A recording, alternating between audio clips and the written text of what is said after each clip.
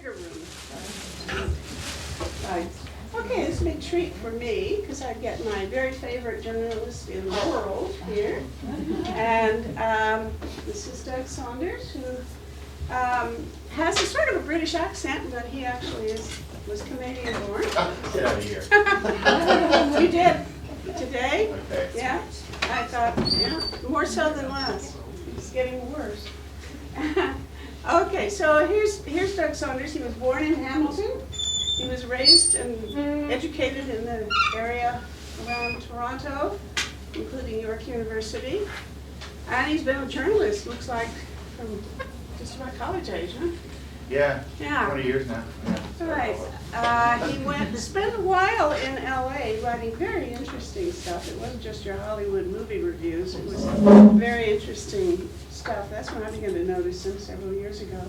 And then I guess the last 8 years you've been in London.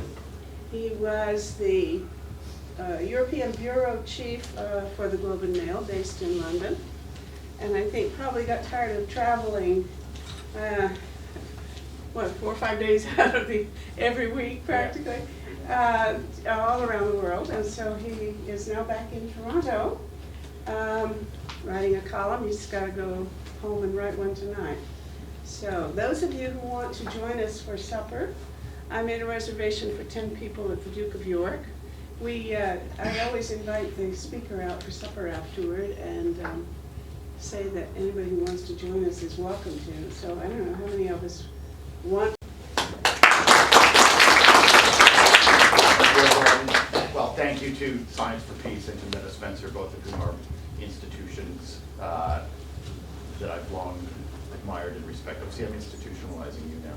And I really respect it.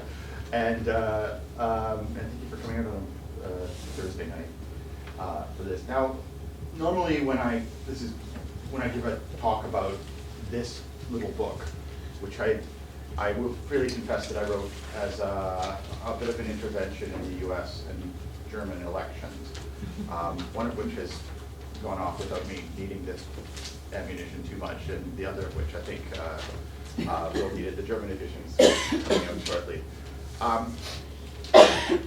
I speak of it as something of a debunking, and again, this book it's described that way, and so on. And I don't think with this audience I particularly need to talk as a debunking. I don't think you are probably people who've bought the bunk. And certainly not the larger version, which is the idea that there's a wave of Islamic immigrants who are going to multiply exponentially and take over our society through sort of a Trojan horse ideology of conquest. I think some of us have been subject, including me, have been subject to the lighter version of that narrative, which holds that there are certain groups of immigrants tightly clustered in urban areas who, for reasons that may have to do with their religion or originating culture, either can't or don't, or deliberately don't want to integrate into Western societies around them, are forming parallel societies, are becoming actually more isolated and religiously conservative as generations go on, and who could threaten us demographically and by being an illiberal, intolerant group of people in the midst of a society that's only recently won various equalities and freedoms and so on. I think we've all been party to it. Well, can't speak for everyone, but I've certainly been party to a version of that thinking. I Yes. think we can get the lights. Your face is full of, your book is in your face. Yes. We probably solve that by not standing in front of it. Yes, you look sinister. Well, I should go like this. So instead of the debunking version, I will give you sort of the historical context, the bunkiology, if you will, of this. But we have to understand what some of the bunk is, and it's usually presented around us as sort of what you'd call a did you know sort of thing. You hear it from and really I started to work on this book when I finished my first book, Arrival City, which was a much larger and more comprehensive book where I visited about 20 urban areas on 5 continents and looked at how bottom rung immigrant neighborhoods work, how the places where people first arrive from predominantly rural, poor places in cities function as platforms for success or as sinkholes for failure, and how to turn them around and so on. And coming out of that, in a number of the European cities I visited in a rival city and did research in, I found that, well, first of all, some of the groups of people living there were Turkish or Maghrebian or Moroccan or Algerian or Pakistani, Bangladeshi in origin. And you get people saying, well, yes, but aren't there difficulties in integrating? Aren't these urban neighborhood difficulties because they're Muslim or because they're coming from Islamic cultures? And isn't that the cause of the failed integration and so on? And I thought, okay, this is a reasonable question for examination. And then when it became that question became the subject of the terrorist killings committed by Anders Breivik last summer in 2011, I thought, well, actually, this is a somewhat more urgent question, because obviously these things have entered our common sense dialogue, at least for a significant group of people, to the point that it's worth talking about them. And the did you know points are sort of like, did you know that Muslims are going to become a majority in Austria or in Brussels or in all of Europe in, say, 30 years or 50 years or by the end of the century? Or did you know that Mohammed is the most popular baby boy's name in England? Or did you know that 7% of, some study somewhere said 7% of US Muslims say that violent attacks against civilians are justified if the cause is right? And I mean, I knew enough to know, well, that no, population growth rates don't work that way, that Muslim immigrants are having fertility rates that are converging with those of the general population, and that they may peak at 10% of the population of some European countries by mid-century, at which point their population will start shrinking along with everyone's, and that it's mathematically impossible for, even at the highest possible immigration rates, for them to become a majority in any European country, because their populations are shrinking in most Muslim countries as well now. I mean, Iran went from 8 children per family to 1.7 in the last 20 years, for example.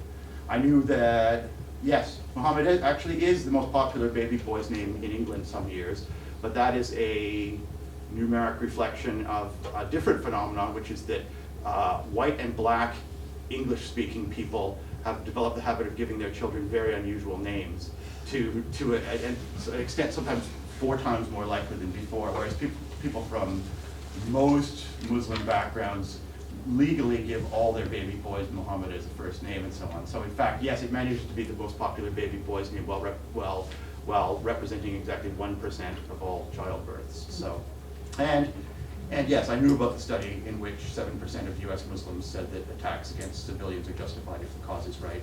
And the thing that never gets mentioned if you actually examine the study is that 28% of US non-Muslims said that attacks against civilians are justified if the cause is right.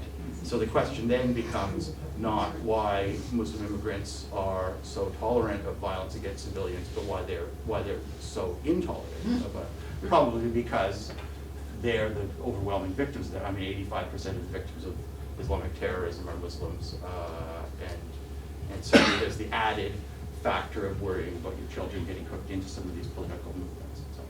Anyway, that's the nature of the stuff that is in the air around us.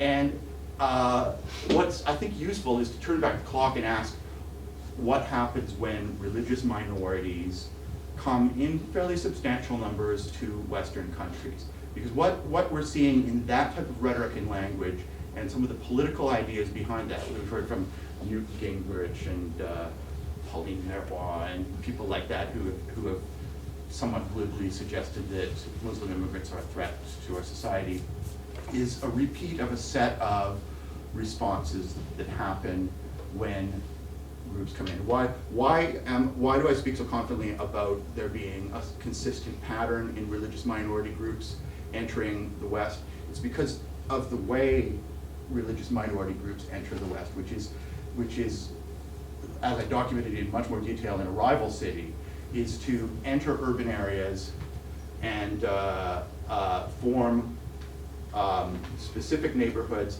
that are linked back to the places from which they came through monetary and communication channels, and then linked into the established economy of the city in a mutually supportive way. It's very important to realize that when people immigrate from poor places, which is the majority of immigrants still in the world to the West, they do not immigrate from a country to another country. They immigrate from a specific cluster of villages somewhere, or a sub-region, to a specific urban area or group of streets or neighborhood and so on. And that's still almost universal. That was the case in the mid-19th century with Southern European Catholics and Eastern European Jews. It's the case now with almost all immigration. Almost all of the million Poles who've moved to Britain and Ireland during the last 8 years do not come from Poland in general. They come from certain clusters of villages in Silesia and the southeast and the area around Gdansk. Almost all of the Pakistanis in Britain come from a tiny little, entirely urban part of Mirpur in Kashmir. Something like 90% of the Bangladeshis in Britain do not come from Dhaka. They come from a tiny, thoroughly rural area in the north called Sylhet, and so on. To the point that I actually know a guy in East London who is a Jewish guy who grew up in Bangladesh, so he learned Bengali, and he actually teaches classes in Bengali to the Bangladeshis of East London, because they speak Sylheti, the dialect of that northern part. And they feel they, much as, you know, a lot of Vancouver Chinese who grew up speaking Cantonese want to learn Mandarin, they come from Sylhet, they want to be sophisticated. So a classic immigration situation where you have a Jewish guy teaching Bangladeshi to Bangladeshis in English. And, but anyway, just the point is this is how immigration happens, and as a result, the form and nature of the originating neighborhood often shapes the integration experience in important ways, because it's the same sort of neighborhoods. Often it's exactly the same neighborhood. Those East European Jews in East London went through the same neighborhoods that the Bangladeshis are now going through, and so on, the same houses and so on.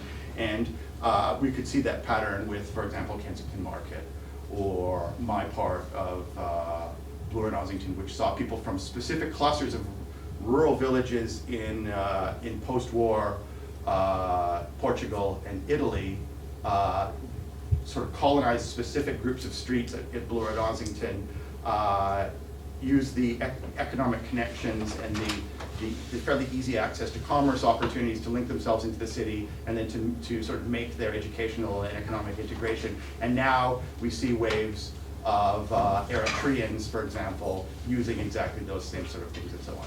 And we see the same patterns. And when these things fail, it's usually because something gets placed in the way. So what happens when religious minority groups are the people who are forming these areas? Because another thing that happens when a new poor immigrant group occupies a certain urban district is that they get seen in a certain way because of the way they're living, because of the way you start out at the bottom rung, which is usually to live very publicly.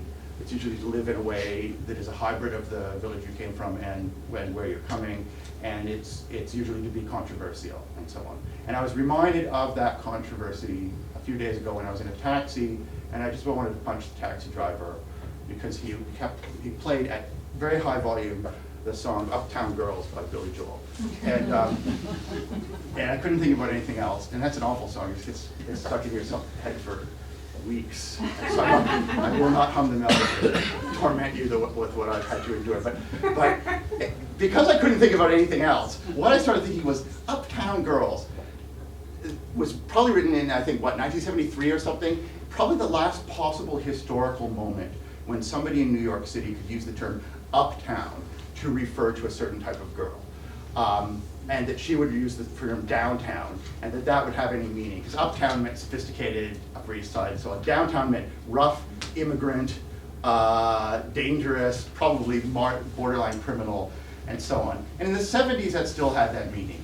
and maybe in the beginning of the and now at least referring to things as uptown or downtown has died out. The geographic origins of that are lost. But even by that point, I think the ethnic origins of that are lost. Because the first people, one of the things I found researching the history of this was that the first people to use the term downtown as a term of disparagement in New York City were established German Jews, well integrated, generally well off, who generally lived in Upper Manhattan, as a term of derision against the East European Jews who come in the late 19th century to escape the pogroms in East Europe in great numbers, and then to escape the other countries that wouldn't let them in after the pogroms and so on, and who took over large swaths of Lower Manhattan and Lower East Side and so on. And they looked different. They were certainly very religious. They covered their heads, they dressed differently, they had vast numbers of children. Their children seemed to be less integrated and less sophisticated than their parents. They formed criminal gangs and so on. And the term downtown became a term of sort of fear and maybe begrudging respect sometimes for the rough immigrants downtown who came to be expanded and applied to also to Roman Catholic immigrants from Southern Europe who were immigrating into the same neighborhoods. And again, were seen as threats. And that marked the end of, I mean, look, those uptown, established German Jews had been subject to anti-Semitism and religious bigotry certainly throughout the previous century and so on. But it was of a different sort, because they had come in smaller numbers. And the religious bigotry before the late 19th century tended to be religious in nature. It was established Protestant religious people saying, these are the people who killed Jesus, they're infidels, all that old stuff. And that dates back to at least the 1200s or something in a big way in the Western world. But that had died out to a certain extent in the years after sort of 1900 or so, after the French Revolution and all that stuff. That it had been, still among hardcore religious communities, that was still a big thing. But it was replaced, it was possible to have Disraeli become Prime Minister of Britain and so on, and with some anti-Semitic ribbing, but without riots in the streets and so on. But then in the late 19th century, you started to get a new type of anti-Semitism and sort of general anti-religious minority bigotry, which was not really based on theological grounds or on the old grounds of sort of dark atavistic distrust of the infidel. Instead, it was a new distrust based on the idea of the religious minority as an invading outsider who was not part of the civilization that you were part of. And I can't stress enough how much this idea of them not being part of your civilization was part of the language and dialogue around Southern European Catholics and East European Jews, including in Canada. And if you think about it, that wasn't as far off as you think, because somebody coming from Kiev or from Pescara in, say, 1910 would have been coming from a place where what we call sort of the intellectual infrastructure of the Enlightenment had not really touched yet, where your life would be governed by your religion to an extent that you didn't even think about it. It was the air you breathed and so on. The idea of sort of a separate secular authority would have been very remote and so on. And the idea, so a lot of those ideas of that we now take for granted about sort of having a separate human secular life and separate religion is a thing you urge or hold on to or promote would have been very alien. Those ideas at this point have probably penetrated, at least partly, the minds of anybody who's coming from Tehran or Karachi or Dhaka and so on. So in a way, that civilizational language at least had a certain bit more basis. It became subject of huge problems in the United States as these neighborhoods were described as parallel societies and places that were never going to integrate and places that were real threats to the West. And it happened again later in the 20th century when around the time of the war, both right before and especially right after, you had a real distrust of the Southern European Catholics coming in after the war. If you've been coming to a talk like this about immigration in many North American cities in, say, late 1940s, early 1950s, it would not have been unusual for somebody to make reference to this book, American Freedom and Catholic Power by Paul Blanchard, which was a huge bestseller in the late 40s and early 50s in the United States. And there were similar things written in Canada and so on. And it argued that Roman Catholic immigrants were a huge threat to women's rights, to birth control, to public education, and to the basic democratic values of the West. It was written by a liberal, obviously, written by an editor of The Nation. And it became a huge bestseller. Among the people who endorsed it on the cover were Albert Einstein and Bertrand Russell, and so on. And so these were liberal ideas. These were the ideas of people who had been fighting for equality and rights in secular institutions and felt that a certain group of immigrants were a deep threat to that. And we're noticing that they all had 8 children or more, and were reproducing at a rate that they might, as the book warned, they might want to impose a political agenda upon the United States, and might even try to impose a president by 1960, God help us all. And, which may have been the only thing that actually, this wasn't a mass movement. I mean, congressional leaders denounced this stuff, and the New York Times wouldn't print it and so on. But there were a number, it had a circle of support among very respectable society, particularly on the center left. Much as in Europe right now, a lot of the stuff about the Muslim tide coming to sweep us over and undo us is not coming from the old right-wing sort of racist parties, but it's coming from self-proclaimed liberals. There are a lot of French thinkers of liberal persuasion, guys like Geert Wilders in the Netherlands, the blonde-haired MP, often the third most popular MP in that country. They describe themselves as liberals who are intolerant of the intolerant, and so on. And that, again, that has a very, very long roots. So I think we need to look more at the close level of what actually is happening with religious minority immigration, with Muslim immigration in places. I mean, one of the things that allows me to speak with confidence that religion is not part of the problems of integration that we may see in certain urban neighborhoods is that you can look at these things. You can look at these things latitudinally or longitudinally, and by which I mean, one of the things I've done is to take immigrants coming from the same poor villages who've gone to different places in the West. People who've come from the same village in Anatolia in central Turkey, who've gone to the outskirts of Istanbul, who've gone to London, or who've gone to Berlin.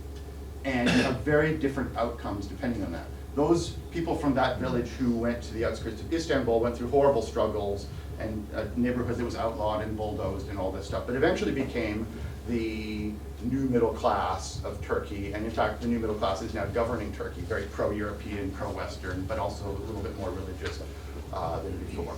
Those who went to London, and I lived in the Turkish neighborhood in North London, very quickly sort of fit into British society. The very easy access to buying a shop and a house and so on made it very easy as new immigrants to move out of poverty and send their kids into university and so on. And those who lived in Berlin got stuck and became a dangerous underclass district who were the subject of political rhetoric.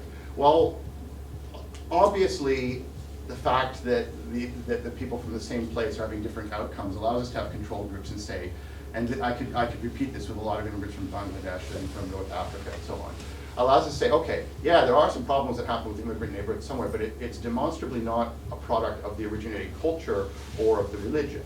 It must be something having to do with what's happening on the receiving end that's doing this.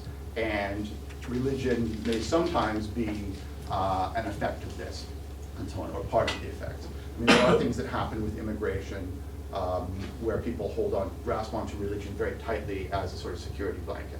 I mean, certainly when I've looked at surveys of poor immigrant neighborhoods, this is always frustration to foreign aid people and urban planners or so on, who always survey the people in slums and poor neighborhoods and say, you know, what's important to you? And they always hope urban planners always hope they'll say, I'd like a big park, it's public spaces and all that sort of thing. And the foreign aid people always say, oh, I hope they'll say we need running water or toilets or something. And number one is always security.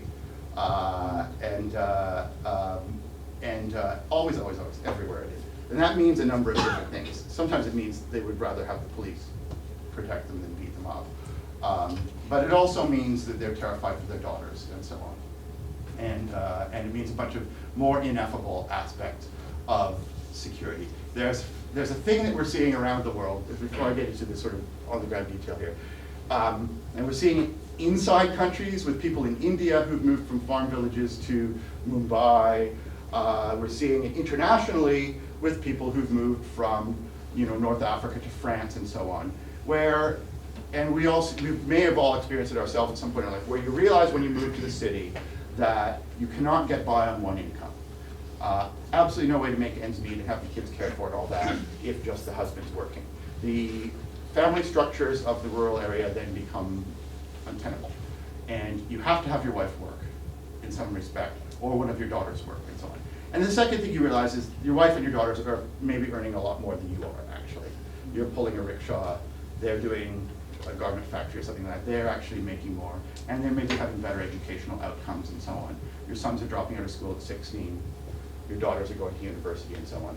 And this is a universal pattern almost everywhere. And you get huge insecurity as a result of this sudden new shift to a new family structure. And a lot of that is reflected in a grasping onto religion and so on. And a lot of that is why in these poor immigrant neighborhoods, and this happened with Jews, it happened with Southern European Catholics and so on, a greater religiousness sort of in the second generation as people hold on for security to their faith, and also hold on to it as a badge of identity.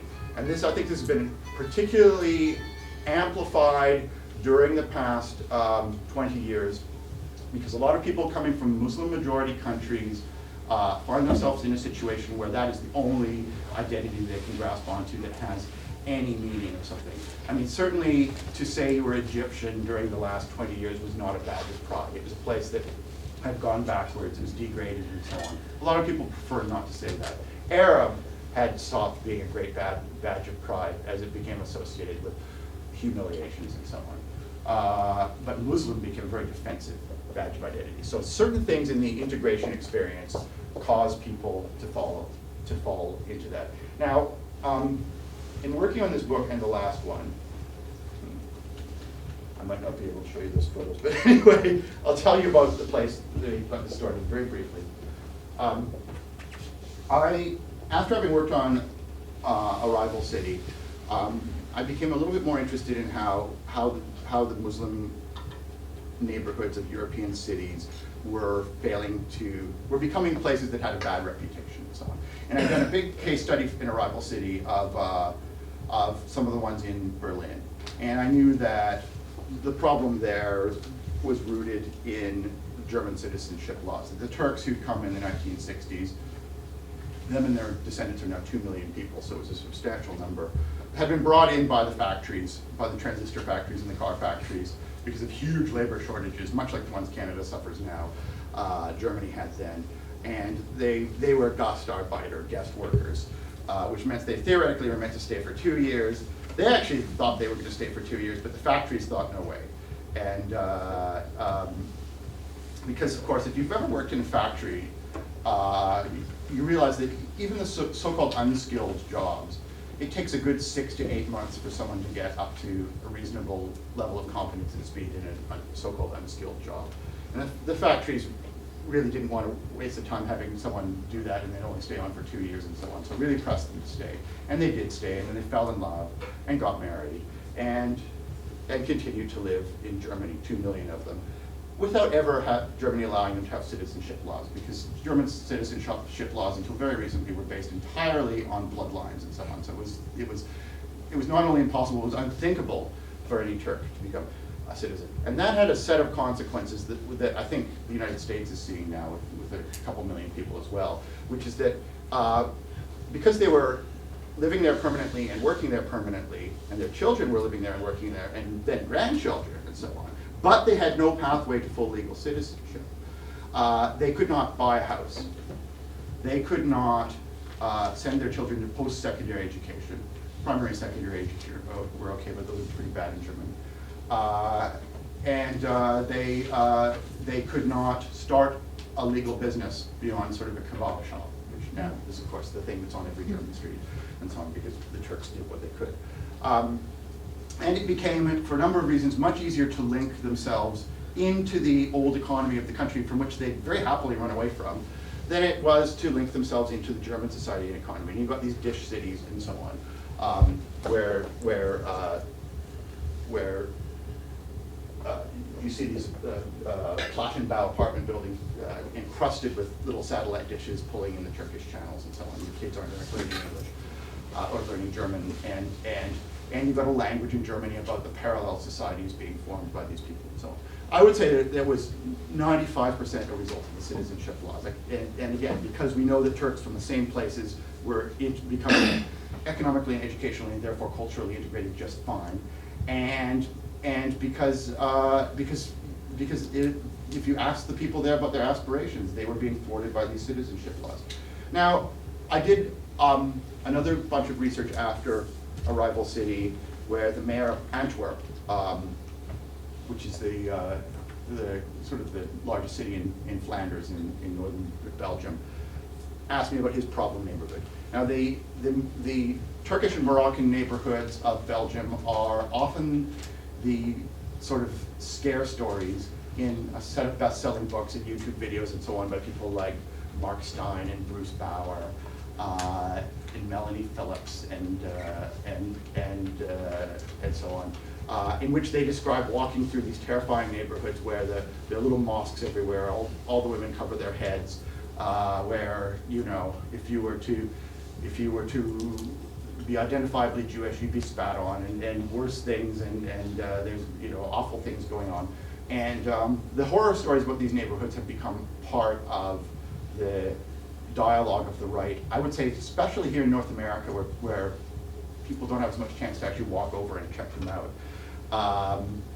And part of the mythology about Europe now. I mean, I hear casually people say, "Oh, I hear Europe's just a mess. We don't want things to go this way." I think it's not really such a mess, actually. First of all, I mean, Muslim immigrants are actually not a very large part of immigration to Europe. I mean, Spain, which is right beside some very populous Arab countries, maybe 18% of its immigration, you know, one out of 5 is Muslim.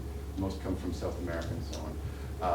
Those countries are seeing populations that are quickly going into shrinking mode anyway, so they're not sending a lot of people out and so on. So there, in some ways, this idea of Dar al-Islam bursting and sending people out into the West in enormous numbers is a fallacy.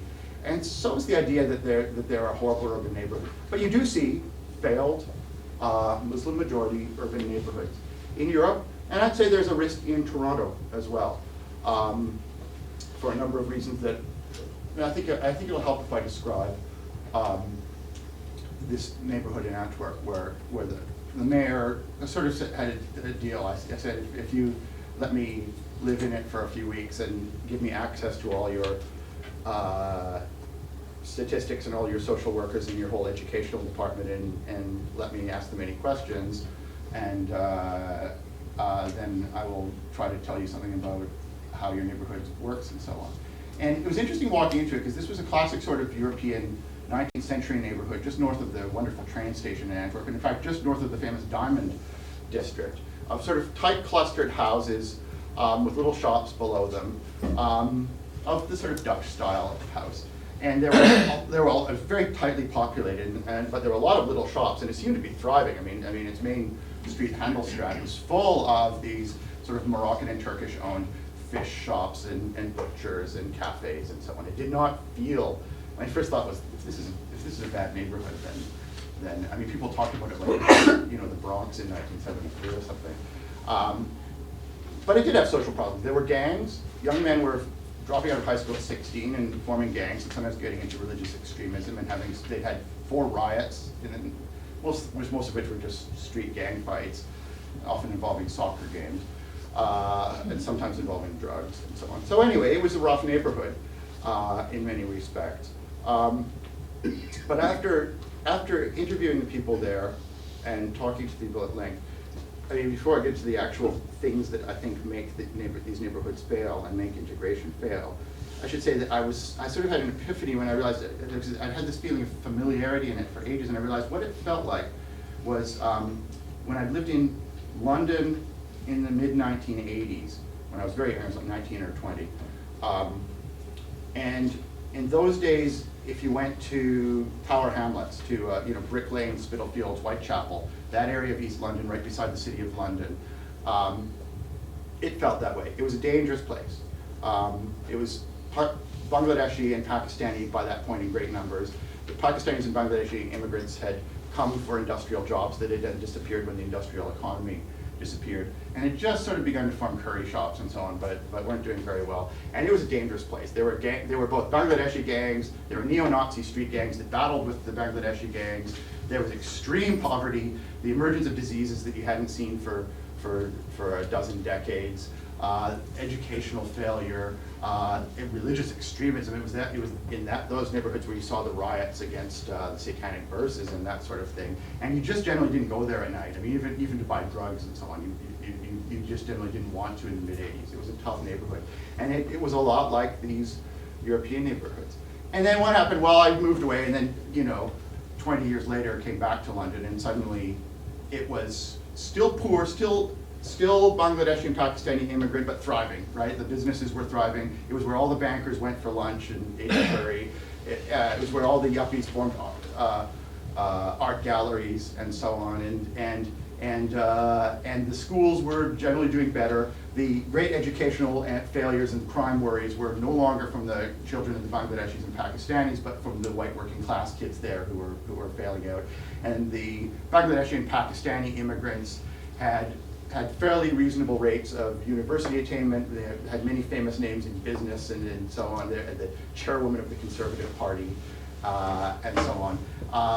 And I thought, okay, well, why is this neighborhood in Antwerp, which actually is physically exactly the same in many ways? I mean, they're both right beside the most famous business district, similar type of housing and so on. Why is this one 20 years ahead of this one? And why is it that 2060 district, as this Antwerp neighborhood was known, had become a horror story of the Islamic threat to the West, whereas the neighborhood containing equally Muslim immigrants in London had gone from being that to being the nice place where everyone wants to eat, and the nice immigrants, are becoming a new middle class and so on. And it being Britain, it was not some sort of hardcore agenda, government policy agenda to fix this necessarily. It's not a country where you get those sort of national projects and so on. But on the other hand, when I realized what was going wrong in 2060, a lot of which had to do with educational failure. And I think there's a specific set of things that hurt religious minority immigrants in educational systems, and I'll talk briefly about those. And also a set of other failures, physical failures and so on. I realized that there are a set of ways of understanding how to turn these places around, and that some things did happen in East London that made it from an integration failure into an integration success story, as it had been for French Protestants and for East European Jews before. I mean, that same part of East London had been a stepping stone platform for religious minority immigrants for some time. In fact, final anecdote, which is that the Jews of East Europe who came before the Bangladeshis of East London brought with them this practice of taking a piece of fish and battering it up and frying it. And the French refugees from the French Revolution, who had formed a slum called Soho in London, which was sort of a French ghetto for a number of decades in the 19th century until they all moved back, had brought with them the idea of taking potatoes and slicing them up and frying them into frites and so on. And somehow the Jewish refugees and the French refugees got together at a certain point and came up with this idea of serving these fried up potatoes with these fried up fish and so on, and had created the ultimate English dish. And I think that's pretty typical of how immigrant neighborhoods work. But anyway, what the English did was a classic mix of accident and deliberate policy. Accident being that nobody in England really gives a care who starts a business or where you start the business or who buys a house and so on. If you've got the money, you can do it. So the Bangladeshis were allowed fairly willy-nilly to turn their houses into restaurants and shops and so on. There wasn't much zoning control in East London, nobody really cared. And so you could turn the downstairs of your house into a curry house or into a garment shop or something like that. You could buy a house if you didn't have full citizenship yet, and so on. And so doing the immigrant thing became very easy in East London, right? You could establish yourself, and you were beside this huge banking district where you had customers who would come in and so on, so the physical location is different. But on top of that, there was a realization in the 1990s, I would say under the Labour governments, more than the Conservative governments, that there was educational failures. And they did some very interesting things in East London with the schools, because they realized immigrants were failing out. And specifically, they, rather than, well, I'll tell you what the problem in Antwerp so you can understand this. In Antwerp, all the Moroccans and to a lesser extent Turks, the Turks were better off. All the Moroccans described what had happened in the early 70s when they first started coming, which is that they'd done actually really well. They've been able to buy the cheap little dock workers' houses in that neighborhood on their factory workers' savings. They've been able to start shops and no problems. And they put their kids into school, and the schools had sort of the last remnants of the old grandchildren of the dock workers, because the docking is, containerized shipping had made dock workers obsolete. The last remnants of the dock workers, so it was an ethnically mixed classroom. And the first generation of Moroccan kids did all right in school. Some of them did, some of them didn't. The ones who did, here's what's happened. The parents would either then take their money and move out of the neighborhood to an adjoining neighborhood that was more white, which is actually how they say it in Belgium, although skin colors were not actually very that much in this instance. Or they would stay living in the neighborhood, but they'd send their kids, and I think everyone will recognize this, but send their kids to the non-immigrant neighborhood that had better educational standards. And you see this in immigrant neighborhoods everywhere. This spiral then began, where the successful kids got sent out of the neighborhood. The better teachers chose not to teach at that school because it was full of immigrants. And then the kids coming in from below were suddenly in classrooms full of either the less successful immigrant kids or those whose parents hadn't been ambitious and so on. And this was a downward spiral of negative educational attainment that continued year after year. And the schools got worse and worse in exactly the neighborhood where you need to have better schools, and so on. And everyone that living there was very conscious of this, and everyone in many of these neighborhoods. Now, the continental European educational system exacerbates this in a couple ways. They practice streaming, where at age 11 you are sent into a university-bound or technical-bound direction, which may be good in some ways, but for immigrant kids it's terrible. And they also practice this thing where, well, the cascade system, I guess they call it, where if you do badly one year in school, you repeat the year, which is sort of fun for the established kids. For the immigrant kids, it's disastrous, because it means you're no longer going through school with your peer group, and you have this humiliation of losing them and so on. So you don't have the Anglo-American ideas of teaching many different learning levels in the same classroom and having team teaching and multiple teachers and that sort of thing. It's completely alien to the continental system. And it really hurts educational attainment of immigrants. And it essentially, that combination of the downward spiral and the teaching structures create an educational system where there's a huge incentive to drop out of school at 16 for males. Girls don't do that. But, and you get large numbers of males from Muslim majority countries whose parents don't speak the language, who've dropped out of school at 16, into an economy that has no work for people who've dropped out of school at 16. And they become gray market workers, minimum wage, burger flippers, or fall into all sorts of drug dealing and all that sort of thing. And often also grasp onto religion in various unpleasant ways as sort of as the one thing they have, and so on. And you see great numbers of these sort of lost young men in a lot of the neighborhoods, much as you did in East London at that time. And you still do. It's a classic problem of immigrant neighborhoods now, particularly in post-industrial economies. Now, in East London, one of the things they did to fix that was to realize that to stop this educational downward spiral, you need to not only get the school up to the average level, but you actually have to get it way up above the average level, because if it's just average, it will just repeat that failure. And the interesting approach of this is to build a school that's very expensive and that has educational standards that are far higher than the average, so that the immigrant kids in the neighborhood actually have trouble getting into their own school. They may not get into it, and they may actually have to go to a school in an adjoining neighborhood if they can't meet the standards and so on. So rather than competing to drop out at 16, you have a system where you're competing against so-called white kids from the adjoining neighborhoods to get into your neighborhood's own school and so on. And it becomes a badge of pride and attainment to actually just get into your own local high school. And that approach actually turned things around quite dramatically in a lot of British immigrant neighborhoods and so on. Now, it was a little bit more controversial in Britain because, of course, they had to go and do weird things with it, like have the extra cost of these schools financed by corporations in the neighborhood and so on. And I think that sort of noise of private-public mix distracted away from the actual educational thing that was going on. But anyway,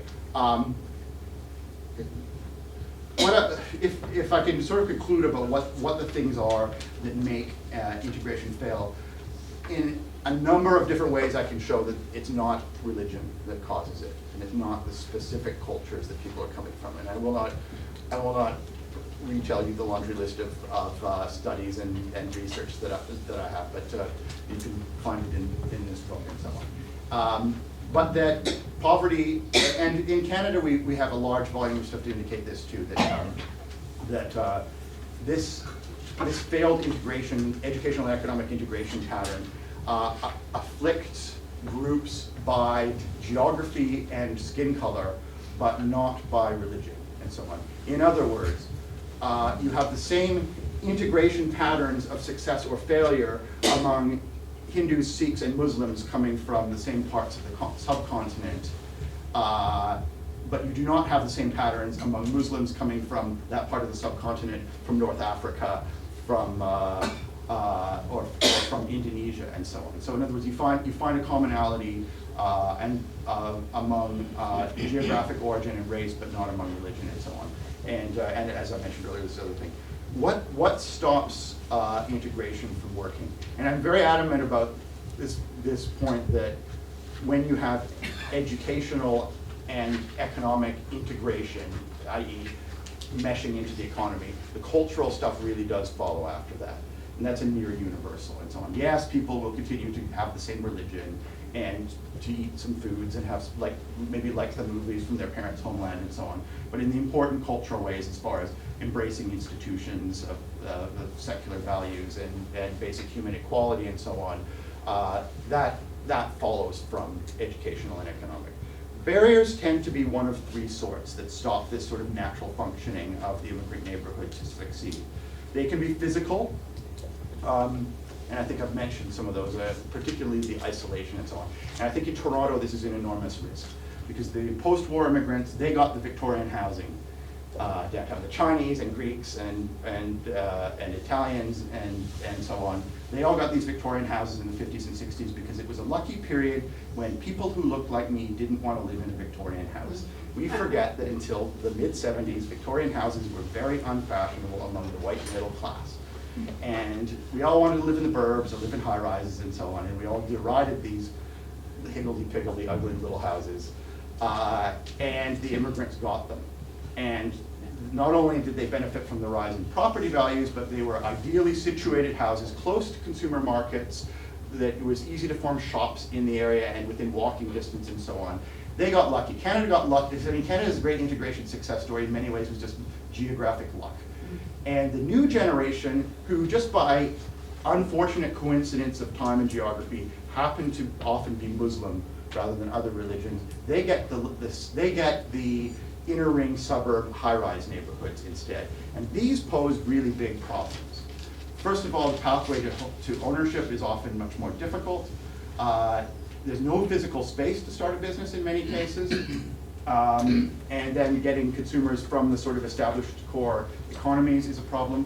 Now, immigrant communities are very innovative, and I think we see ways around this, certainly in Upper Scarborough and large parts of Peel, where what you call the sort of what I call the mini mall souk has become a big thing. You get these rows of one-story buildings full of shops and restaurants and so on that generally serve the local markets, and they're working. But there's some huge problems with this isolation and with the distance it takes to get to your job and so on. If you're taking up 2 bus connections, it takes you 2 hours to get to your crummy job and back.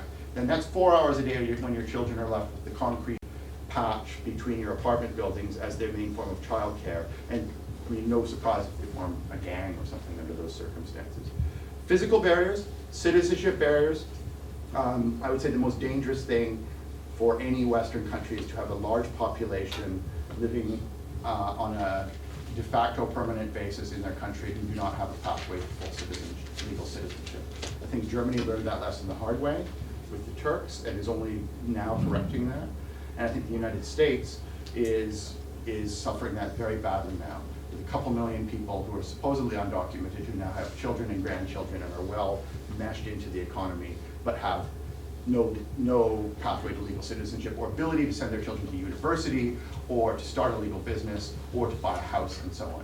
So their money goes into the gray market, it doesn't get taxed, it goes back to their home country, their children don't get educated and so on. President Obama made great efforts during the last 4 years to pass legislation to allow children of these immigrants to get a university education, and was supported by Congress, and we can only hope that the next 4 years will see more success in those ambitions, because I think it's a ticking time bomb. And the third big thing being these institutional and legal barriers. Laws that prevent immigrants from starting a business and so on, but especially the schools, as I said, especially this downward spiral of educational failure, which can turn the most ambitious sort of immigrant groups into people who are trapped in what we then looks from outside to us like a parallel society, who then fall upon things like gray market economies and religion as their source of solace rather than actual engagement with the economy around us. So hopefully we can understand these things rather than a secret nefarious plot among adherents to a religion as being the sources of failed integration and trouble in our neighborhoods. And hopefully I'm not painting a picture in this book of sort of a utopian world where everything works out fine by itself, but that we have a set of grave and serious problems that are not the problems that people talk about, that instead we should be focusing on rather than the religion of people. Thank you. Terrific.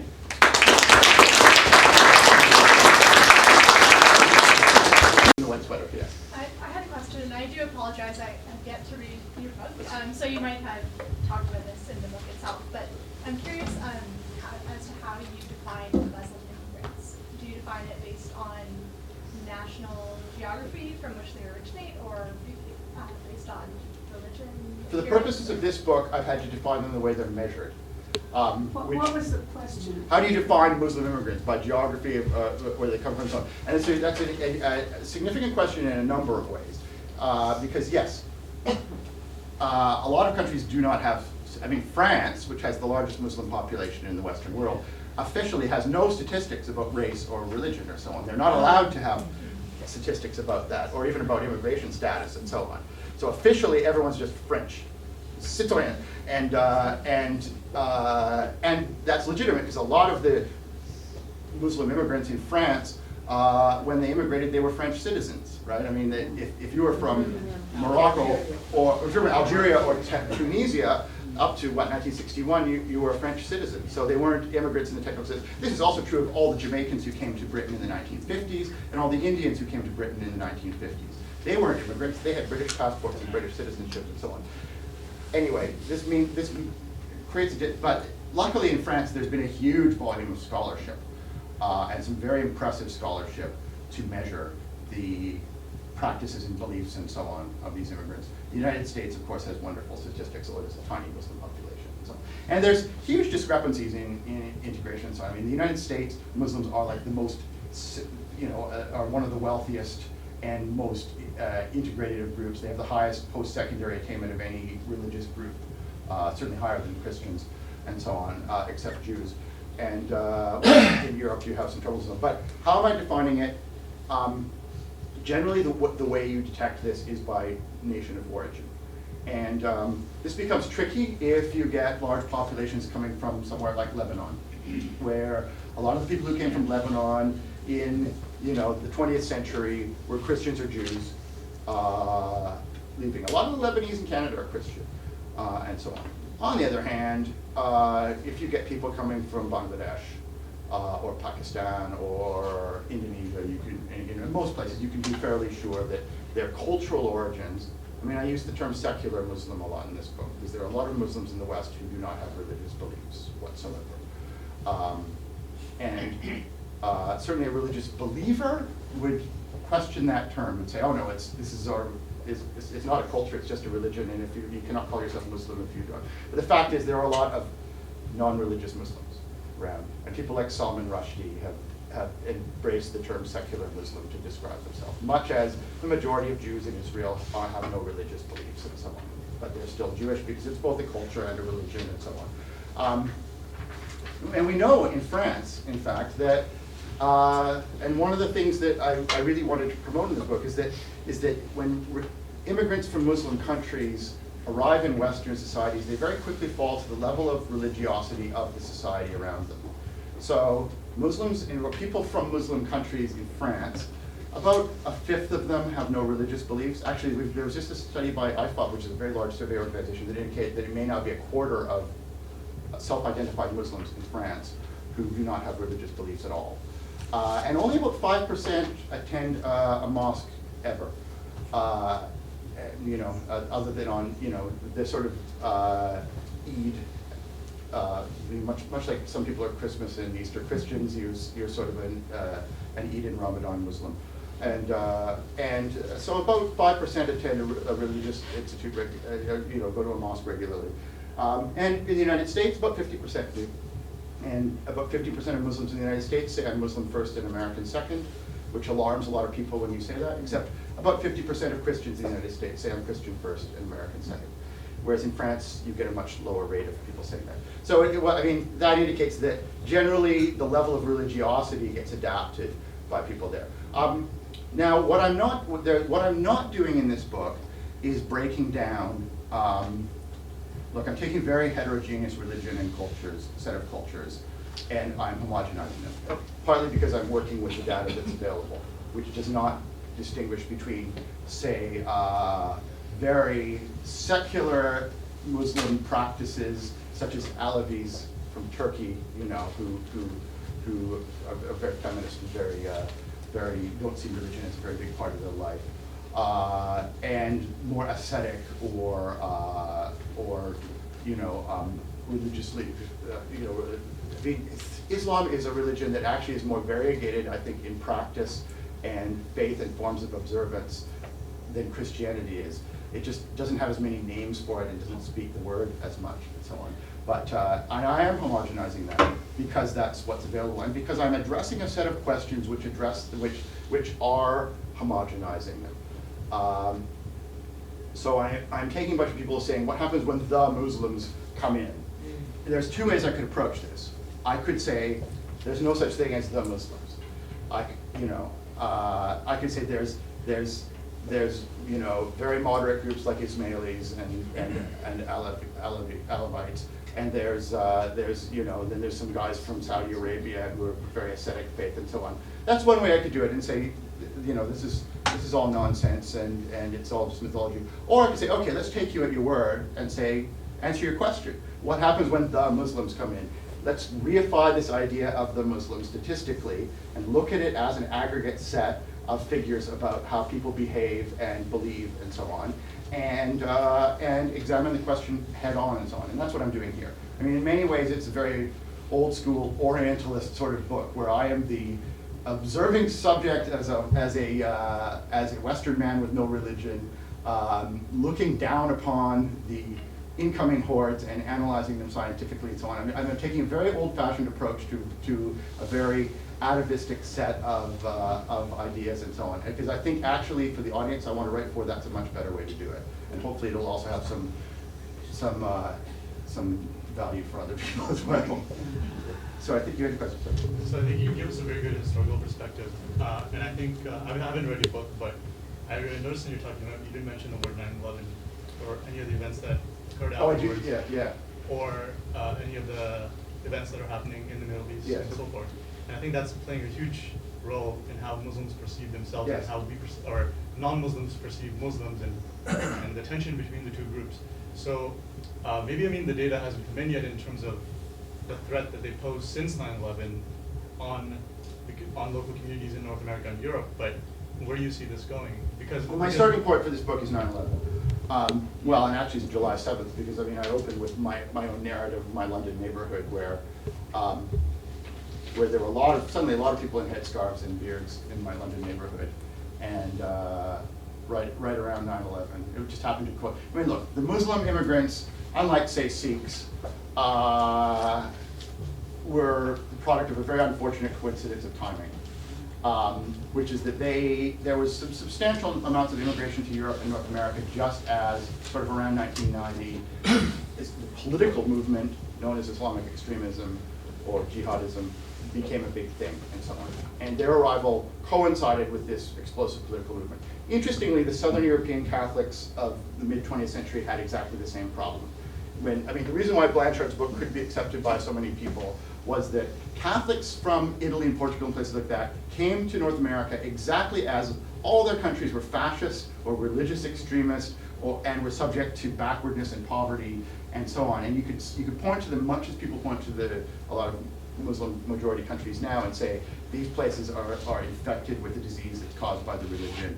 And they immigrate into these densely packed neighborhoods where they have 9 children each, and they lobby the government to have their own separate schools with their religious values.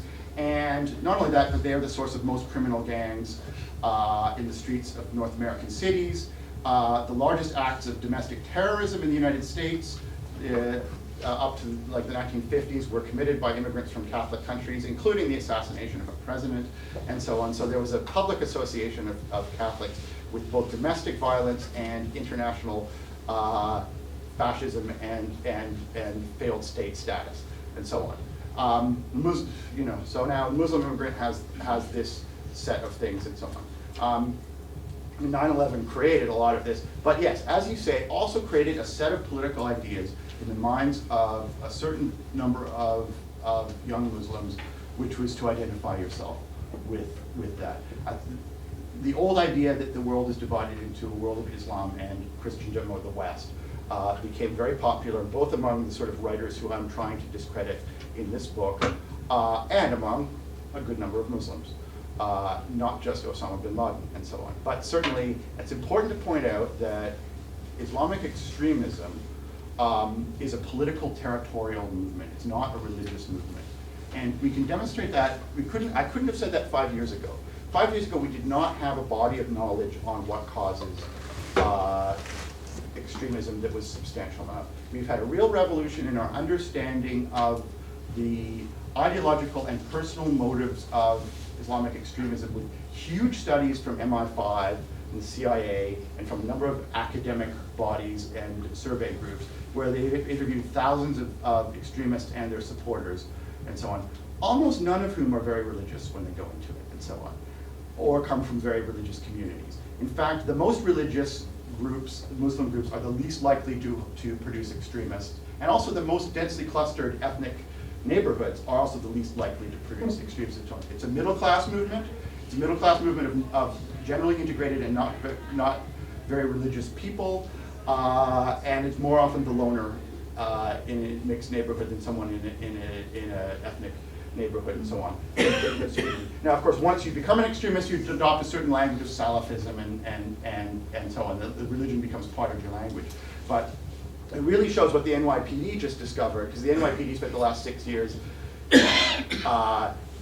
spying on thousands of sort of ordinary, non-suspect Muslims in the New York area to try to get intelligence on potential sources of extremism. And we're forced to admit this year that they received, after spending tens of millions in spying on tens of thousands of people, they received not one bit of useful information, because they were making the mistake of looking at the religious people. And who are not the extremists. It's a territorial movement which claims that there is an inviolate land of Islam that is being invaded by Westerners and so on. I mean, remember that the modern form of Islamic terrorism began around 1990 when the idea of having American troops in Saudi Arabia caused, for example, the first World Trade Center bombing in 1993 and so on. It's a territorial claim, which happens to be exactly the same territorial mythology that writers like Robert Spencer and Mark Stein and Bruce Bauer go on about. There is a thing called the West, a thing called landed Islam, and when they touch each other, it's something we should get very angry about and protest. So, that answers that anyway. Anyway, yes, it's very much about that. Yes. What is the role of Christian fundamentalism in this, and Armageddon, and the idea of this great battle and good well, and evil and all Christian that? fundamentalism, in the purest sense, well, first of all, yes, a lot of these authors are Christian fundamentalists. Well, a surprising number more are Catholic converts, and so on, which is different from fundamentalism. I mean, fundamentalism was a product of, it's sort of the grandchild of Martin Luther. It was a Protestant movement and so on. Whenever people say we need a Muslim Martin Luther, I would say, well, yes, he did sort of challenge the church's universal authority over everything, but also he was the grandfather of Christian fundamentalism. It was a, maybe even not maybe even father, and so on. I mean, most forms of the word fundamentalism and most of its core concepts were Christian ideas before they were Muslim ideas. And if you look at if you look at the people who sort of formulated modern fundamentalist Islamic resurgence, they were very much influenced by American Christian fundamentalism as their starting point and so on. So of course, it's and so on. I would not describe this backlash as a Christian fundamentalist backlash against Muslim. I mean, a lot of guys like like Mark Stein are Catholics, converts to Catholicism. He actually is from a Catholic family and so on. And they tend to be very religious and so on. Some are Jewish, some are Christian and so on. I would not describe it as a religious clash, exactly. It might be what personally motivates some people to write these books. I'd say Robert Spencer is the American writer who created this whole idea that there's this ground zero mosque being created. People forget that the entire floor of the World Trade Center was a mosque. But and that he certainly is a fundamentalist Christian, and that is his guiding force. And you'll see videos on YouTube and so on that, like, there's a very popular one that I examine in detail called Muslim Demographics, which makes all sorts of claims about Muslims are about to become, the majority in France and all this sort of thing. It's entirely wrong. I mean, it's a travesty of demographic understanding and so on. But at the end, it says this little message saying it's our duty to convert these people to Christianity. And Baptist organization or something. Anyway, so there are parallels, but I think it's one ingredient, but I like it. Yes. Two things occur to me that you might want to comment on. One is the massive number of guest workers in Israel who, of course, have no chance of becoming citizens. Their children, their grandchildren are born there, they speak Hebrew, they are not citizens. What is gonna, Israel is sowing the wind, aren't they? They're gonna reap the whirlwind on that. It's a Middle Eastern problem. Yeah, and the other question is, what should we do in Toronto? Yeah. What you described with the guest workers is a Middle Eastern problem. Israel does it, as does the Arab Emirates. And in fact, Libya, now that I think of it, where the entire working class are immigrants who have no chance. I mean, the entire working class of the United Arab Emirates, and which are probably a larger group than the entire legal population of the Emirates, is Bangladeshi and India, and to a lesser extent Filipino, with no pathways to legal citizenship. Their remittances back home are financing entire huge agricultural revolutions in Bangladesh and parts of some provinces of India and so on. But I think there's a ticking time bomb. I mean, Libya, it was extraordinary to visit Libya when the uprising started last year and see literally hundreds of thousands of Bangladeshis fleeing Libya and camping out in tents. And these were not people who'd grown up in tents or anything, so they weren't very happy with it. A huge tent cities in the deserts as they tried to get out and so on, because they had no citizenship, they had no role in the society. And Libyans, like Emiratis, tend to believe that they should never get their hands dirty working and that sort of thing, so they hide. Even though they have an unemployment rate of 25%, they bring in 400,000 immigrants a year to do the manual labor and so on. Toronto, in a rival city, I analyzed a neighborhood called Thorncliffe Park, as which is a high-rise, poor neighborhood. Well, poor neighborhood, only so poor, which looks a lot like other high-rise immigrant neighborhoods that are very troubled, but that has fared better than many of them because it understands itself to be what I call an arrival city, a bottom-rung immigrant neighborhood, and a neighborhood you pass through during the immigration process. And it's functioned very well because it understands that, and it governs itself in a way and sets itself up with infrastructure and educational systems in such a way to make this work. And I think it's rightfully seen as being a model of how to do this. And I deliberately chose that one because I think Toronto had a good example, and a lot of North American cities don't. But I could have picked neighborhoods like Malton, for example, which have a lot of high-rise areas with serious troubles with both physical and sort of institutional problems, which make integration very, very difficult, loosely speaking. Sorry. So I'm just interested, I was in St. Mary's University in Halifax a couple months ago for a conference. I happened into the Muslim prayer room, and I picked up a pamphlet, and it said, what do we believe? And underneath that, sort of the subtitle was, we believe what the major religions believe. Islam, Christianity, and the Jewish religion all believe in a single God. Mm-hmm. Call them by a different name, but it showed The Abrahamic God, yeah. But also, I've been able to report, I lived in Dhaka for a while, and they had a Hindu community like you're describing, set aside. But also found that basically those three religions, love God and love your neighbor.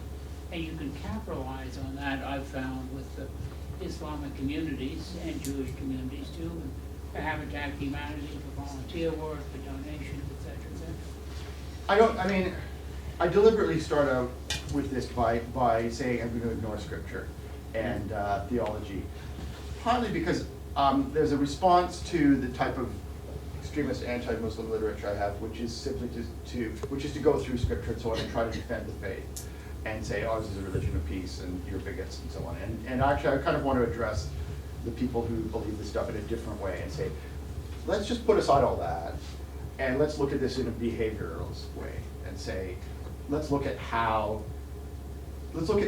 for evidence in behavior and beliefs that would indicate that the most egregious passages of scripture are actually being followed by Muslims in the West. Let's look at evidence that they are into capital punishment, or that they are treating women radically differently in successive generations and so on. However, there's something to spend in, look, I think a lot of the outcry over Sharia law in the United States and Canada and Britain, by which they mean generally, the only cases where there's been a push for Sharia law is to have tribunals within the mosque to settle marriages, divorces, and wills and property settlements and so on. And the argument always was that, well, Ontario set up a thing called alternative dispute resolution in the 1980s, where in order to avoid having things like divorce cases be very painful, they allowed external mediators to decide things for you. And generally it was a good change in jurisprudence and so on. But in the early 90s allowed Roman Catholic and Orthodox Jewish groups to be these mediators within their religions, using their religious laws and so on, and didn't really get noticed very much, even though there were some real problems that some legal people would point out, such as the Jewish get, the divorce document, is extremely discriminatory against women. It gives the man rights that the women would never have, and so on. But it was a generally unnoticed community, so it goes. And in the early 80s, some imams said, well, if the Christians and Jews can have it, why can't the Muslims?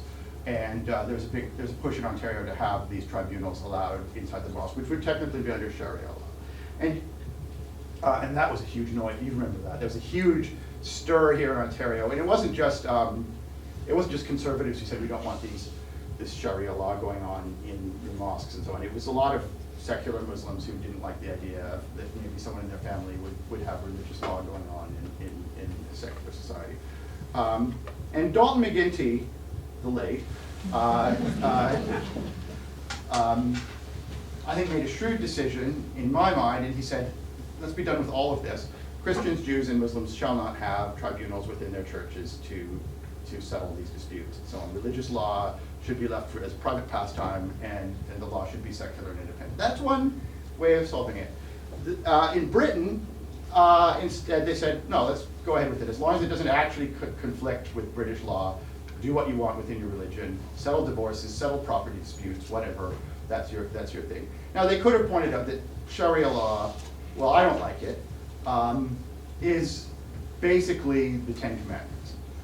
By basically, I mean Moses, who's known as Musa in Islam, is the same dude in all three Abrahamic faiths, and the set of moral rules that he brought down from the Mount and all that are among the important bases of religious law in Judaism, Christianity, and Islam, and are rooted in the same things, but interpreted differently.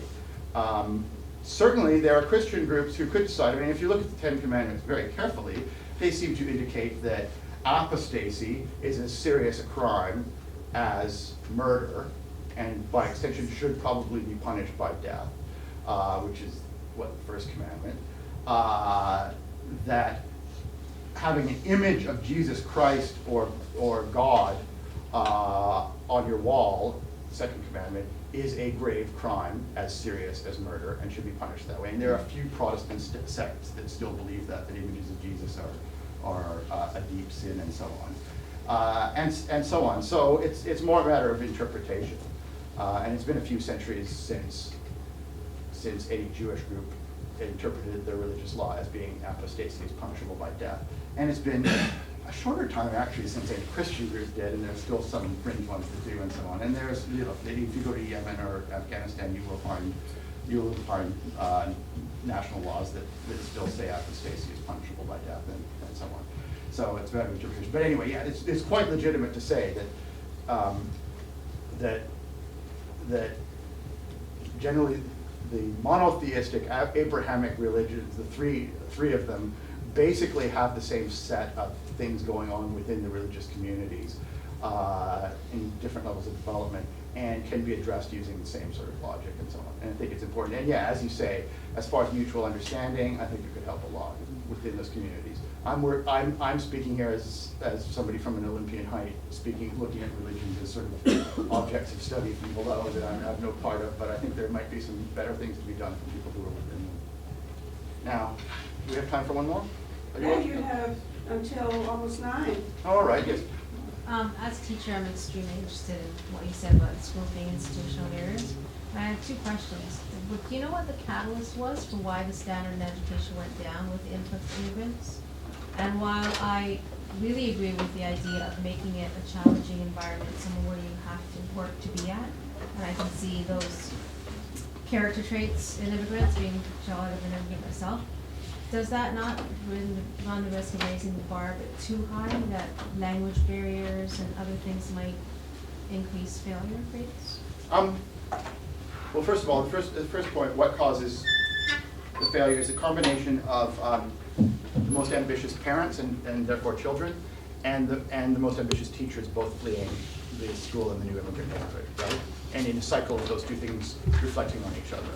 Best teachers don't want to teach in this school full of difficult classes where the kids don't necessarily come in speaking English and so on. And that causes more parents to want to go out, and these two things keep reinforcing each other unless you have an intervention.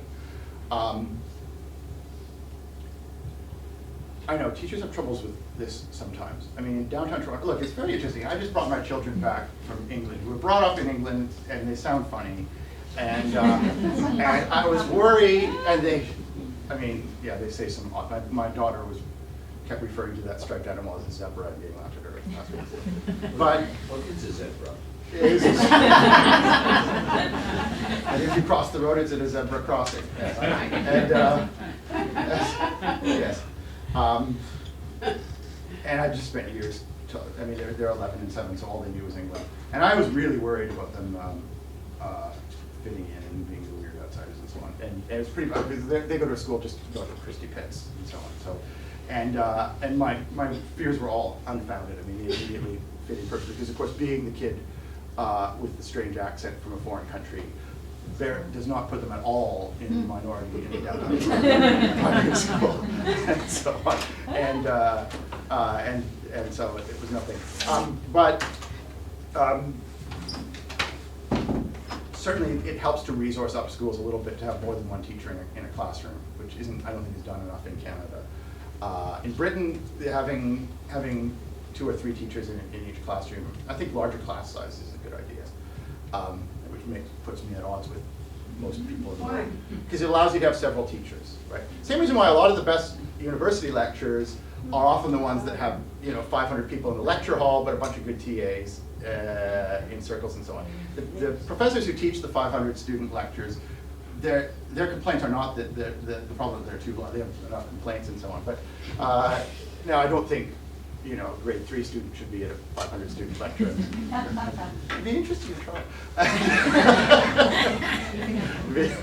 Chaotic. But we know a few things now. There's been some interesting research lately which shows that classes in the United States, this has been done in the United States, schools where there is a high proportion of immigrant kids who come in not speaking English at the beginning, and rather than homogeneous ones, those schools have a higher level of educational attainment, not only for the immigrants themselves, but for the, let's say, white middle class already English fluent kids who go to those schools. So the non-immigrant kids in these classes actually do better educationally than they would in a class where everyone spoke English, and so on. Anybody know why?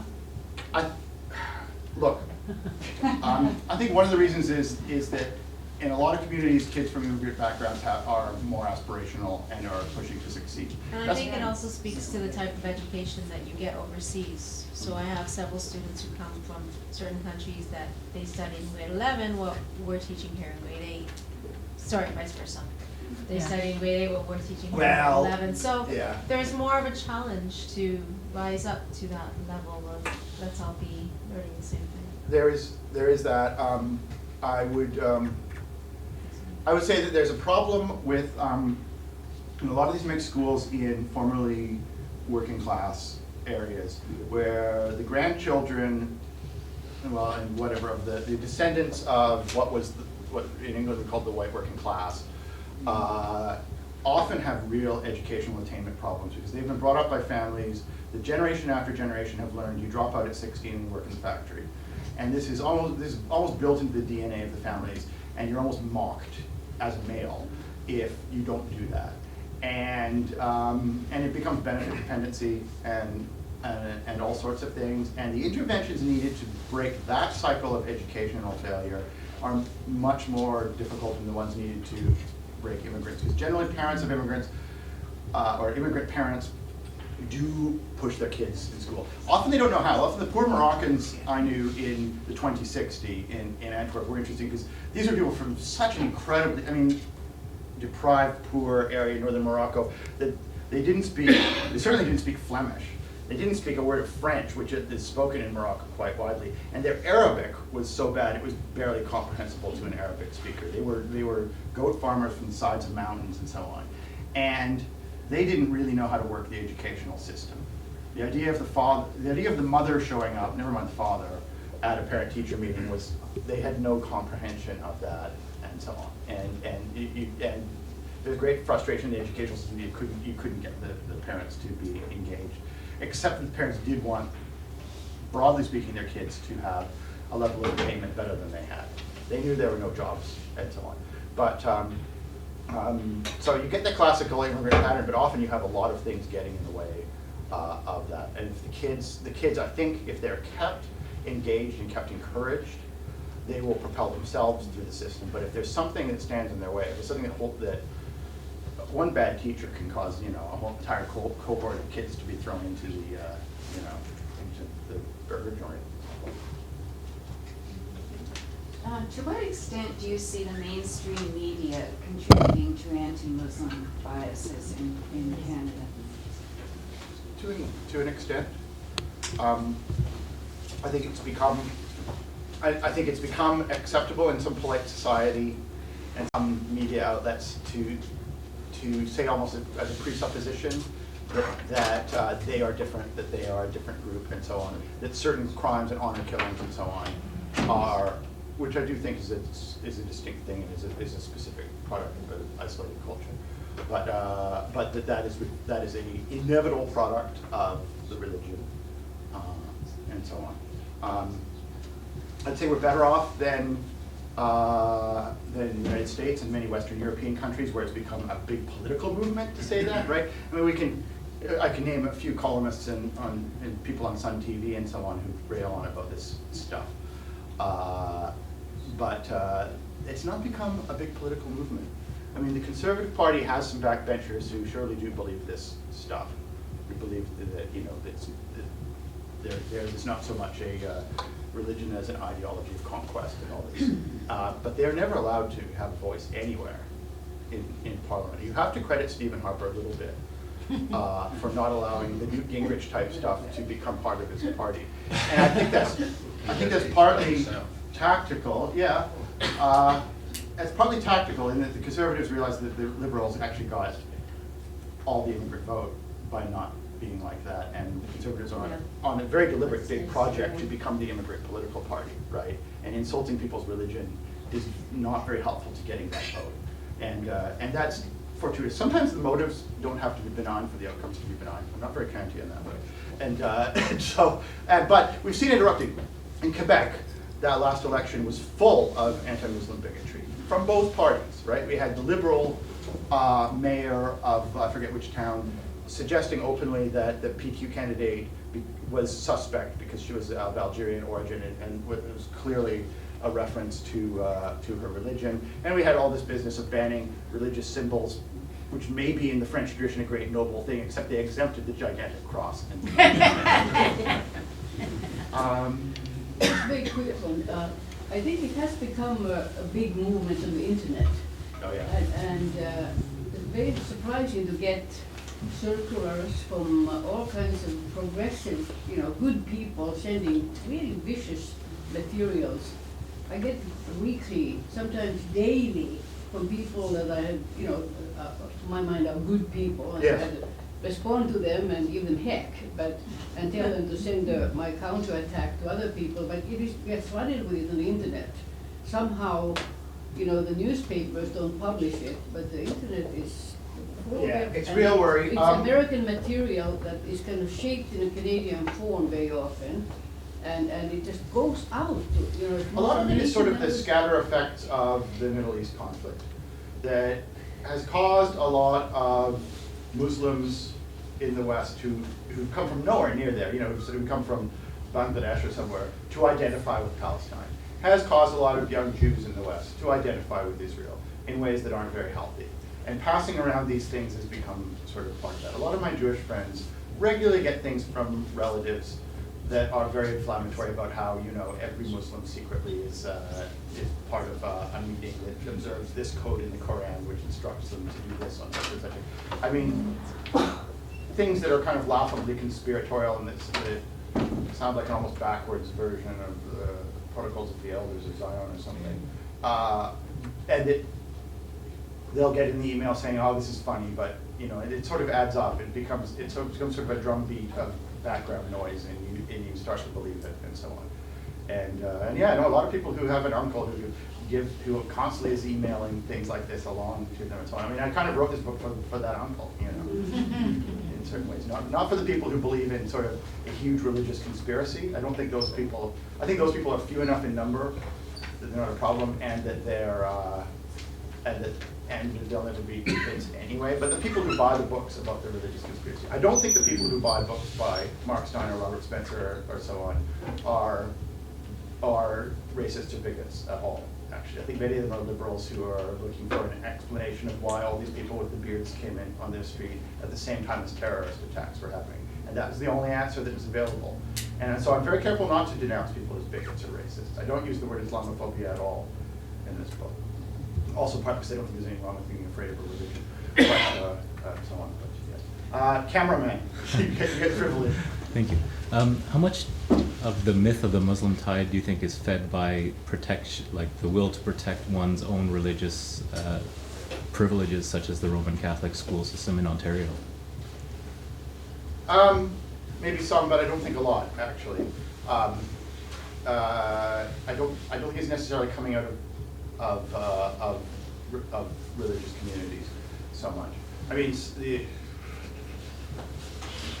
there's a large part of it which is sort of what I call liberal conservatives, which I mean not religious conservatives, but conservatives who believe in sort of Western values are sacrosanct or being threatened by others. I mean, Bruce Bauer, you know, before he wrote like 11 books about the great Muslim threat to the West, his previous book before that was about the importance of tolerance in gay Christian communities, because you know he was a gay Baptist who feels very strongly that, I mean, his entire narrative is trying to live as a gay man in these Muslim neighborhoods in Belgium and the Netherlands that I write about and so on, and feeling threatened, etc. And I think there's a lot, and then he just went over the edge and just went crazy. But I think there's a lot more of that than there is specific institutionalized religious stuff. Often the religions cling together actually in support of this. When Dalton McGuinty shut down the Christian and out of the Sharia law outcry, shut down these tribunals, you found a lot of Muslim and Catholic groups working together, and Jewish groups as well, to try to get this reinstated and so on. So I think if there's a positive outcome of the hysteria around Muslim immigration, it might be sort of a re-examination of the role religion plays in our secular life and so on. Certainly the Dalton McGuinty decision was an interesting case of, do we want the sort of secular society that says we have a neutral, religion-free, common public square where like France and Turkey do, where you shall not wear any religious symbols and religion shall not be an influence? Or do we have a secular society like Britain does, where it's laissez-faire and anything goes as long as it doesn't hurt anyone, and you can wear and do whatever you want? And I think that debate has been catalyzed by the experience of Muslim immigration. And if we can get one thing good thing out of it, it's at least allowed us to talk about this in public. Do you have any comments to make about the possibility of more and more individualization of schools, that is anything outside the public school system in Ontario? Do you encourage, well, not encourage, but you certainly don't get it, are not concerned if various schools establish themselves? I mean, my personal prejudice is to get into I really dislike the idea of religious schools and anything other than common education, and I find it hard to get around that.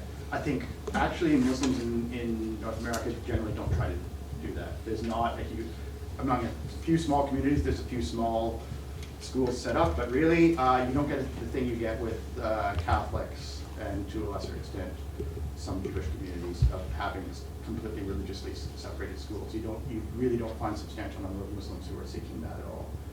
And I've seen it work in some ways.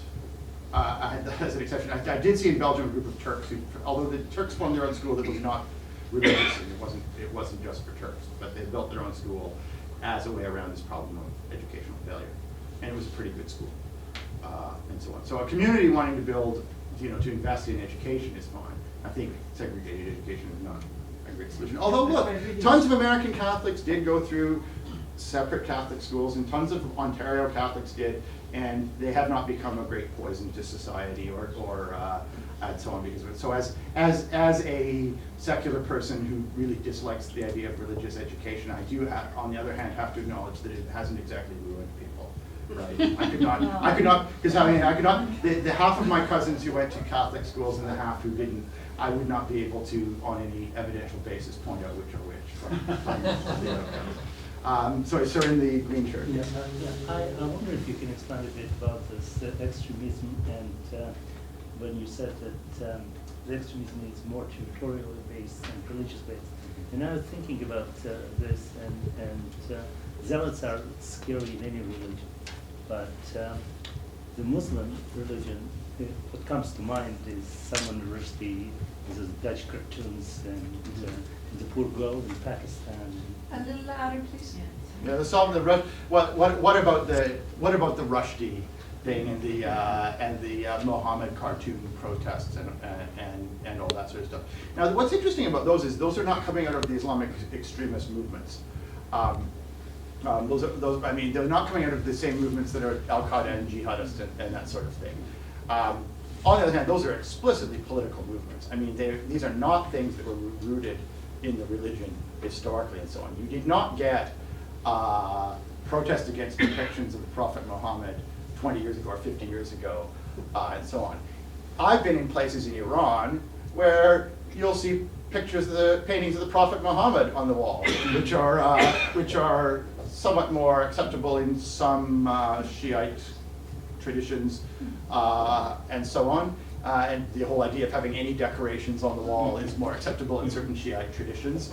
But it was not a very big deal. I mean, this is specifically some political actors getting people worked up over something that's very manufactured, and getting some very insecure people worked up. And certainly during the years of the Iraq and Afghanistan wars, you did see a lot of children of Muslim immigrants getting very worked up about the political situation and so on. And that's where you did see some public opinion polls that seemed to suggest that Muslim immigrants were identifying with Al-Qaeda and that sort of thing. If you dig a little deeper in those identifications, you'll find the people generally who were saying this were not identifying with an advocacy of capital punishment or of honor killing or of things like that. And in fact, were expressing a great degree of loyalty to the institutions of the country in which they lived and so on. In fact, often a higher degree of loyalty than which seems to indicate to me that a lot of those polls indicating young Muslims saying they liked Osama bin Laden were sort of a badge of rebellion in a certain way, in that by that point the stuff coming out of bin Laden, first of all, he was a cool guy who challenged the West and so on. And he was saying stuff that sounded a lot like sort of a lot of parts of the established far left was saying about Western capitalism and that sort of thing. So I think for many of them it was sort of like bringing a Noam Chomsky book into class. In a funny culture. I mean, I hate to belittle it, but I mean it did not cause. It was a political thing. And look, of course, there are some. I mean, look, it was dangerous, right? I mean, you don't want to diminish what happened to Rushdie. Now, I have an ongoing dialogue with Kenan Malik, who's a very interesting thinker in Britain, who argues that a lot of the stuff that produced that type of religious political backlash was caused by multiculturalist policies that caused people to be sort of forced segregated into communities of religion rather than into general communities. And which is funny, because Britain didn't have a lot of official multiculturalism, but it did somewhat, especially under Margaret Thatcher, paradoxically enough. Which had to do with financing. Look, first of all, a lot of these guys had to move from Pakistan to the industrial cities of the north, just as the economies were collapsing. And then you did have some policies to finance it. But I do come out against multiculturalism in this book, by which I don't mean the Anders Breivik way of declaring war against multiculturalism because you don't like the multi, but I mean questioning the idea of culturalism as the guiding force. Because I think I can name the number of children of immigrants I know on the fingers of one hand who think multiculturalism is a good idea, right? I mean, generally, people like me think multiculturalism is a good idea because it gives us a bunch of places. What do you mean? The idea of defining people by policy as having a culture, right, that comes before you. I, as a white, sixth-generation Canadian, I don't have to have a culture. I don't have the government funding anybody who is my culture. I have a different culture. You've got a clock. Yeah, exactly. It's like an avant-garde movie or something. Also, the term ethnic is really misused. You know, it was interesting. I remember hearing about a room full of people and the moderator was saying, how many of you consider yourself to be ethnic? Yeah. And it was a room full of English and French people, so it's a very discriminatory term, using ethnic. Yeah, well, there you go, I'm not ethnic, but And you they have, didn't put- but they didn't put- you they didn't guys put with browns their can't hands have to up. be, it's not very fair. But I mean, no, what I mean is that the idea of having a predefined culture that delimits you, and that make you feel like you have to be, you know, the Muslim or the Sikh, because that's the institution in your community that is funded to lead you. The whole idea of governments having the religious institutions in a community be the organizing pillars has caused a lot of people to, who are special children of immigrants, to feel like they're being persecuted. And it's a misunderstanding of culture. Culture is something that's ad hoc. It's based on your particular affinities at a particular moment. I don't have the same culture I had 20 years ago. I don't have the same culture my grandfather did, and I'm allowed to speak of it that way. A lot of people from immigrant communities want to have that flexibility, want to be forming their own personal culture based on tastes and affinities and interests and so on. Some of which may have to do with their religion or their parents' country of birth or with all of those things, but some of which may not, and so on. And I think a lot of the sort of backlash against the word multiculturalism among second generation immigrants is this idea of culturalism, is this idea that they don't like that sort of French idea of culture where you have the culture, which is timeless and imposed and follows you around for life. And sort of an understanding that as soon as you talk about culture as something that's defined, that means it's dead and it's passed on and so on.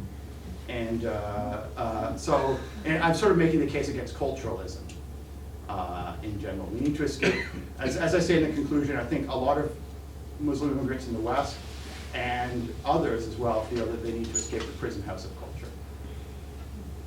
Really speaking against state finance, Could put on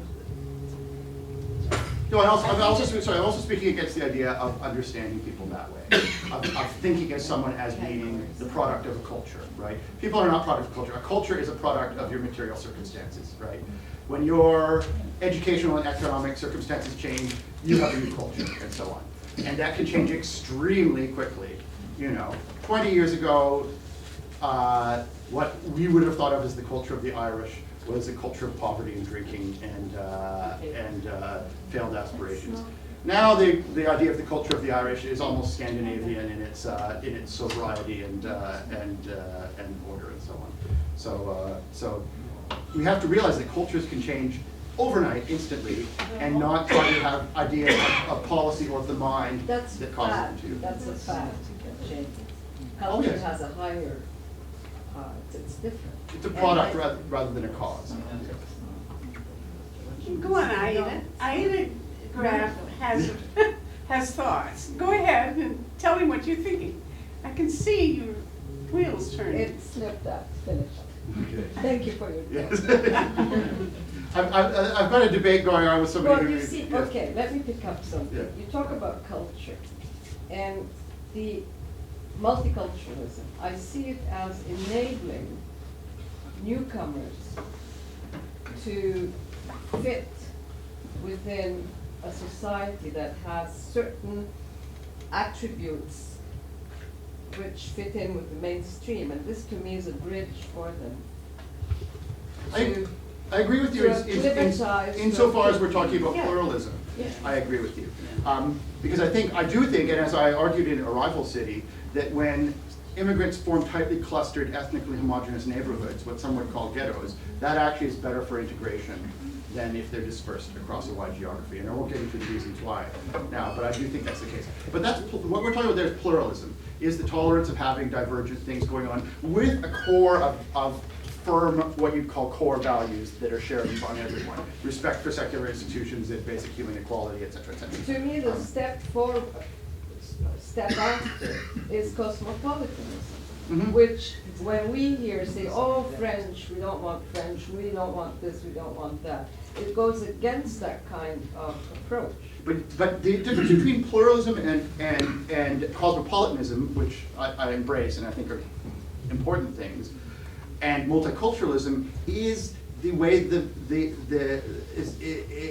way the suffix ism is turned as a verb almost, in that cosmopolitanism and pluralism are matters of allowing a diversity of practices within a common shared framework to happen. Multiculturalism, except in sort of the light way that we tend to use it in Canada, which just means, let people have their religion and food and so on, generally is used as an imposed policy and so on. It's saying we shall define things by culture rather than. I don't agree. I see immigrant communities coming in, and through the acceptance of multiculturalism, able to fit in much better and easier, and they do not feel alienated as when they come. I mean, they are alienated. Some do. They don't, but their children often do. Their children often feel trapped by a culture that is a defined set of parentheses around them. And so anyway, look. We're going to have to finish with just one more. Okay. You were talking just now about religion, but part of the problems I perceive is that a lot of them are cultural, nothing to do with religion. Because you read the Quran, it doesn't say anything. The problems are caused by culture, not religion. If you read the Quran, it says something about wearing hijab or anything to do with women. So this is a misnomer that comes purely out of culture, not religion. So, and the other thing with what we're talking about now is that, when you come to Canada as an immigrant, as I did, coming from Britain 30 odd years ago, what's your ethnic background? Well, I heard someone on the radio and it clicked, this was years ago. He said, I used to be British until I came to Canada, then I had to be English. Yeah, or the way around, right? and it's so stupid because it starts these barriers from when you walk off the plane, but fundamentally we should all accept each other as totally equals and work together. And multiculturalism to me is building subconscious barriers between every person because I'm white or I'm indigenous or I'm what, and this is my cultural background, saying, well, we're all here as Canadians and let's get on and live together. So I think the government set up all these false bits for control of the masses. Maybe I can explain this a bit, but there's an arising culture. I mean, I think when a lot of Canadians see young women wearing the hijab, they assume that this is a monolithic pre-existing culture of Islam that they're carrying with them from some country where they wore that their parents did, and that they're wearing it, and that they're bringing this culture. This culture is a thing that sits above them like a big cloud and pushes them along.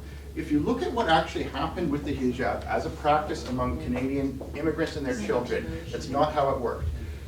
Certainly when I was in university in the 80s and early 90s was a period when I knew a lot of immigrants from Turkey, Bangladesh, and Lebanon, or children of those immigrants, whose parents, first of all, Bangladesh and Turkey, people don't generally wear the hijab. And even in Lebanon, in the middle class, you don't generally. Their parents would never have thought of either covering their heads or asking their daughters to. But while in university, a lot of these women I knew adopted the hijab.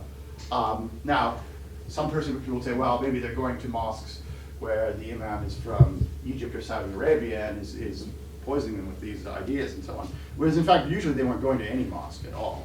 They were adopting the hijab at the same time as they were adopting feminism, both as a word and as an actual set of concepts to guide their lives. I know quite a lot of young women from Muslim families who adopted the hijab at the same time as, for example, they divorced their first husband because he was abusive and that sort of thing. And those two things do not seem, and this is more than one, and so on. The combination of hijab and feminism was a big one then, and probably is now as well. And certainly among Bangladeshis in East London, I've met a lot who did. Now, what does that mean? It means it's grabbing onto some tokens of identity, and so on. It means creating and inventing. As I say, culture is a product rather than a cause. It's grabbing on some badges of pride and identity, and some things that allow you to function. Saying I'm the Muslim means that I'm not just this random brown-skinned person who may feel a little insecure and that sort of thing. It makes me part of a larger whole and so on. But a cultural whole. You know, I mean, I know young Jews who started wearing a yarmulke whose parents didn't. That doesn't mean they're more religious than their parents. Often they're not very religious at all, but it's a badge. It's saying I am part of this important culture and tradition, and this is, well, do they stick with it, or will they eventually give it up? Who knows? I mean, Or were they, more to the point, were they kids? I don't know. And, you've been watching it for 20 years. What happens to, say, a woman who has niqab, or, and I do- 20 years later? well, niqab's a whole different bag. Yeah. That was my question. And certainly in England, it's sort of, well, France especially. France is interesting because they have a whole furor over the full face covering garments of the niqab. And what's interesting is nobody in France comes from any country where anybody wears that, right? I mean, they're all from either the Maghreb or from Turkey, where that type of full face covering, certainly not in the last 500 years, has been anything interesting. And if you examine anyone in France who's wearing it, their parents were white Christians, right? I mean, it's converts. It's converts who wear that in France. In Britain, it's a mixed bag, but you get a lot more. And but it's all. But I do know, Meta, that we do know that the children of intergenerationally, the amount of change is extremely rapid among. In terms of values, in terms of practices among the children of Muslim immigrants. In terms of things like tolerance of homosexuality, among Muslim immigrants to Germany, it's close to 0 among the initial immigrants. Among the children, it's something like 47%. Among the grandchildren, it's higher. In many of these practices, in terms of intermarriage, which I think is a very important measure of integration, it's close to half in France now. And so on. And in terms of fertility rates, which is the core thing behind this, which is this idea that they're going to become a majority. I mean, to see fertility rates among French Muslims fall to almost exactly the 2 children per family rate that is the French average within 3 generations, much as other religious minority immigrants have. That indicates a few things, because changing from large families to small ones is, first of all, means you have no problem with birth control. It also means a certain role of the woman in the family, because it's that type of family structure and birth control means having some form of, and I would argue that the assumption that your family size is something that's within your control indicates a certain form of secularization of thought, even if you don't use that word for it, and so on. So anyway, if I could conclude with any sort of words to this, it's that we need to understand the immigration experience not as a fixed culture being shifted in a big truck over here, but as a process of very dramatic change, and that we need to look at any numbers we see as being not points on a map, but dots on a dotted line that's leading somewhere. Fascinating.